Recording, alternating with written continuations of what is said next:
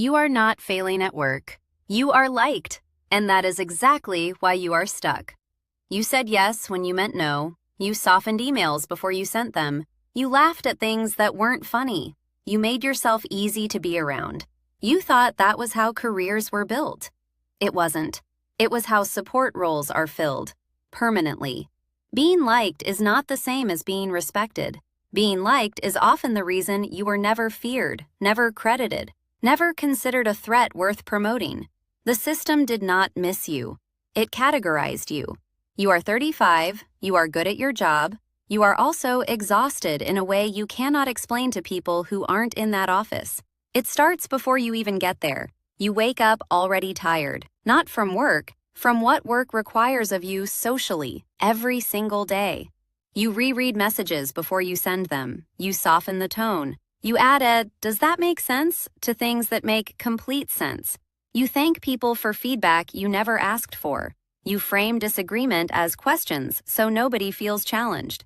You have become fluent in a language designed to make other people comfortable, and you have been paying for that fluency with your career.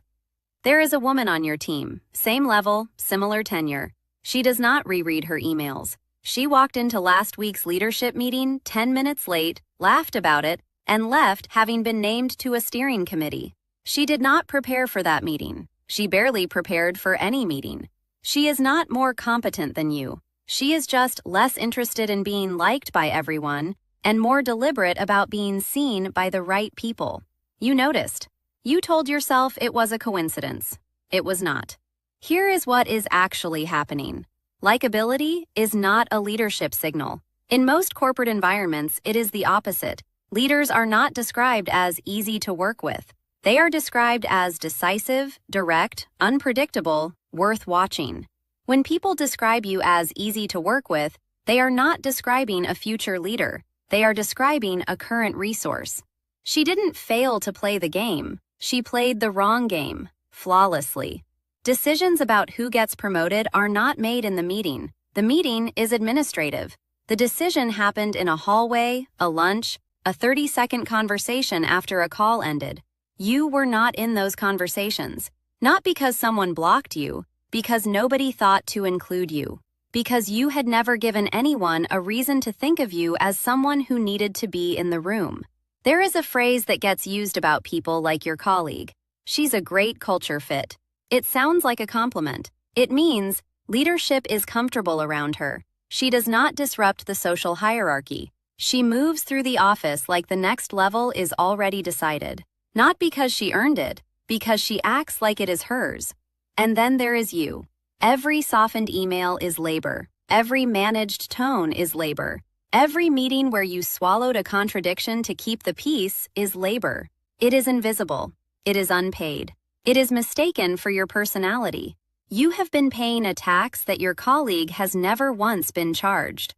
Performance reviews are not merit-sorted. They are socially sorted, then documented to look merit-based.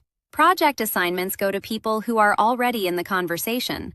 Leadership pipelines are built around people who made leadership comfortable 6 months ago. The paperwork comes after. The system does not reward the most competent person. It rewards the person leadership can most easily imagine at the next level. Competence is the entry fee. Visibility is the actual currency. You had one. You were told it was both. Now here is what that has cost you. Not just professionally. You have learned to read every room before you speak. You track tone, body language, silence. You know who is annoyed before they say a word. You know who needs managing, who needs softening, who needs to feel like the idea was theirs.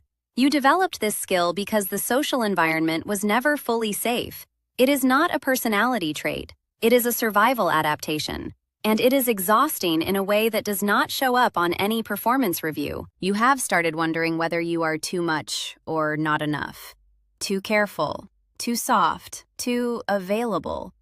You do not yet have clean language for what is actually happening. What is happening is this. You were trained by 1,000 microsignals to make yourself smaller, and then you were quietly evaluated for being small. You are not failing at work, you are succeeding at the wrong metric.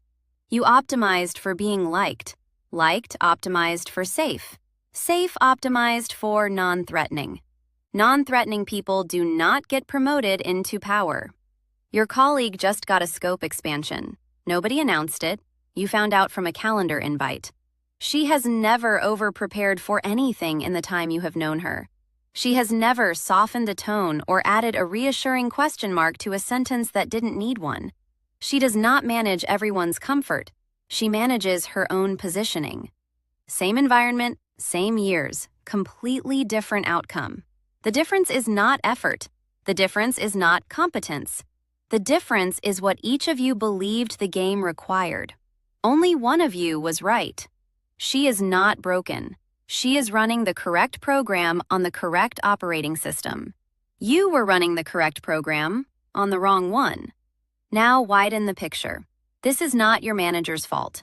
It is not one bad team or one bad year.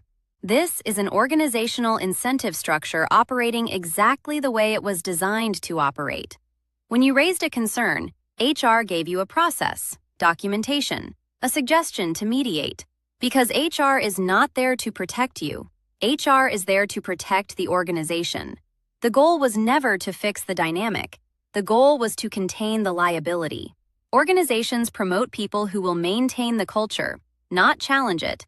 Your likability, without positional power, is maintenance behavior. You keep things running smoothly. You absorb friction. You make the team easier to manage. The system does not need to attack you to keep you there. It just needs to keep you useful without elevating you. And it is very good at this. The language it uses is almost kind. We really value collaboration. She is such a team player. We just need the timing to be right. These are not compliments. They are parking language. They mean, we are keeping you exactly where you are, and we are going to make it sound like a process you are part of. Here is the turn you need to make. It is not that being liked is worthless.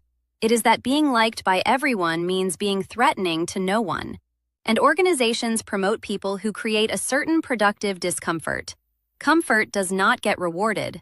It gets maintained. It is not that you need to become difficult. It is that you need to stop performing safety for people who will never pay you back for it. It is not that the system is random or unfair in some vague, untouchable way. It has very specific rules. You were just never told what they actually are.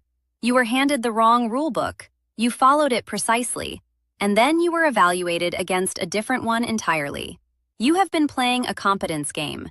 The actual game is a visibility game. Those are not the same game. They never were.